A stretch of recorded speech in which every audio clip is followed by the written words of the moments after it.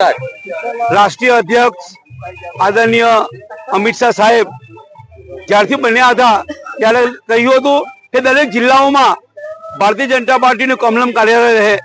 એના ભાગરૂપે ગુજરાત પ્રદેશ અધ્યક્ષ ભારતીય જનતા પાર્ટી સન્માનીય શ્રી સી આર પાટીલ સાહેબની દિશા નિર્દેશ હેઠળ આજ રોજ ભરૂચમાં ભારતીય જનતા પાર્ટીનું કમલમ કાર્યાલયનું ખાતમુહૂર્ત થવા જઈ રહ્યું છે। ત્યારે ભરૂચ જિલ્લાના કાર્યકર્તાઓમાં એક અનેરી ખુશી ઉત્પન્ન થઈ છે।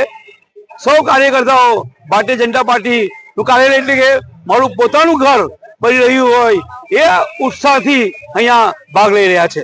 કેટલા કરોડના ખર્ચે આ કાર્યાલય બનશે? આશરે 6 થી 6.5 કરોડના ખર્ચે આ કાર્યાલય બનવા જઈ રહ્યું છે। અદ્યતન કાર્યાલય ભારતીય જનતા પાર્ટીનું કમલમનું બનવાનું છે। ગુજરાત પ્રદેશની જે પ્રમાણેની ડિઝાઇન હોય છે તે પ્રમાણે કાર્યાલય કમલમ બનવા જઈ રહ્યું છે। 20,000 સ્ક્વેર ફૂટની આ કાર્યાલયની જગ્યા છે।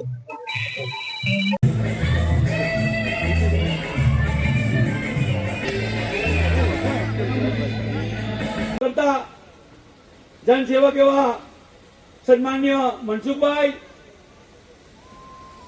ગુજરાતના પૂર્વ મંત્રી,